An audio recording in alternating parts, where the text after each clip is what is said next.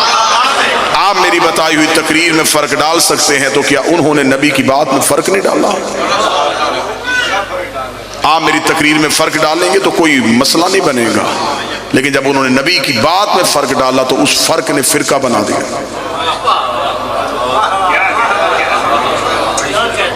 ایک فرقہ ادھر ہو گیا، ایک فرقہ ادھر ہو گیا، ایک فرقہ ادھر ہو گیا۔ یہ فرقے نبی نے نہیں بنائے، یہ فرقے راویوں نے بنائے، اماموں نے بنائے۔ امام بتاتے گئے، امام نے کہا نہیں ایسے کرتے تھے، وہ جو فرق تھا اس نے فرقہ بنایا۔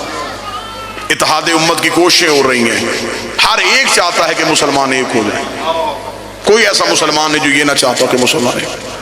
جب اتحاد امت کی بات کرتے تو ہر مسلمان ایک کہتا ہے اللہ ہمارا ایک ہے، نبی ہمارا ایک ہے، قرآن ہمارا ایک ہے، امت ایک کیوں نہیں؟ یہ سوالیہ نشان وہ مجمع میں چھوڑ کے چلا جاتا ہے، جواب نہیں دیتا، جواب میں دیتا ہوں۔ اللہ ہمارا ایک ہے، نبی ہمارا ایک ہے، قرآن ہمارا ایک ہے، ہم ایک اس لیے نہیں کہ ہمارا امام ایک نہیں۔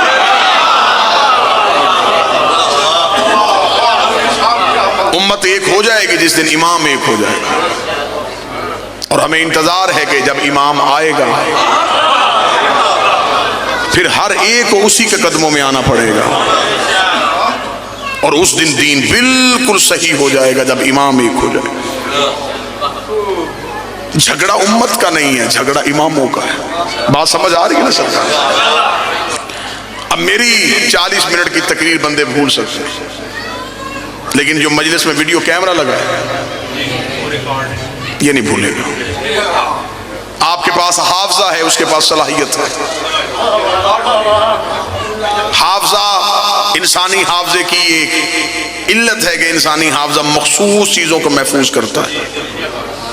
آپ ابھی میری بات سن رہے ہیں، وہ لفظ محفوظ ہوا، اگلا لفظ آیا اس نے اس لفظ کو آگے کر دیا، اس سے اگلا لفظ آیا اس نے اسے آگے کر دیا۔ یہ انسانی حافظے کی کیفیت ہے۔ مخصوص چیز تھوڑے دیر کے لیے انسان کے دماغ میں سٹور رہ سکتی ہے، ورنہ نہیں رہے گی۔ حافظے میں صلاحیت نہیں تھی، کیمرے میں صلاحیت تھی۔ یہ میری بات کو محفوظ کر رہا ہے، محفوظ کر کے اس نے رکھ لیا۔ 25 سال کے بعد بھی اسے آن کرو،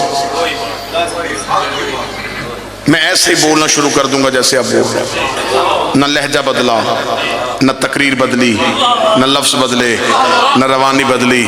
پدھراڑ میں اگر لفظ کی قدر ہے تو میں یہیں پہ نتیجہ دینے لگا ہوں۔ ہم شیعہ مطمئن اس لیے ہیں، نبوت بول رہی تھی، امامت محفوظ کر رہی تھی، نبوت بول رہی تھی، امامت محفوظ کر رہی تھی۔ 25 سال کے بعد علی نے مدینے کی مسجد میں آ کے نماز پڑھائی تو اندھے صحابی نے چیخ مار کے کہا آج محمد والی نماز یاد ہے۔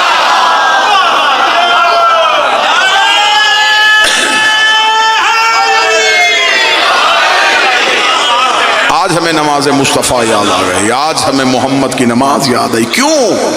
اس لیے کہ امامت میں غلطی نہیں تھی۔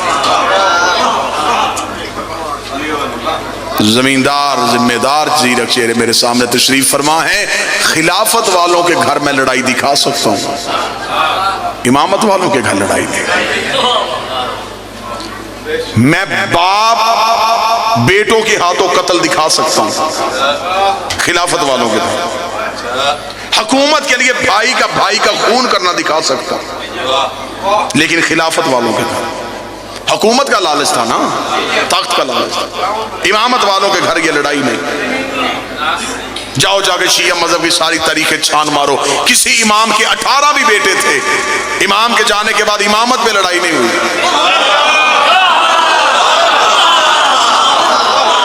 کہ اس امام کے گھر میں امام کے بیٹوں نے تلواریں نکال لی ہو کہ نہیں میں امام بنوں گا، دوسرے کا میں امام بنوں گا، تیسرے کا میں امام بنوں گا۔ امامت والوں کے گھر لڑائی کیوں نہیں ہوئی؟ اس لیے کہ انہیں پتا تھا امام ہم نے نہیں بنانا، امام اللہ نے بنانا ہے۔ تو پھر فیصلہ امت کیوں نہیں کرتی؟ جب امام کے بیٹے امام نہیں بنا سکتے تو غلام کے بیٹے امام کیسے بنا سکتے؟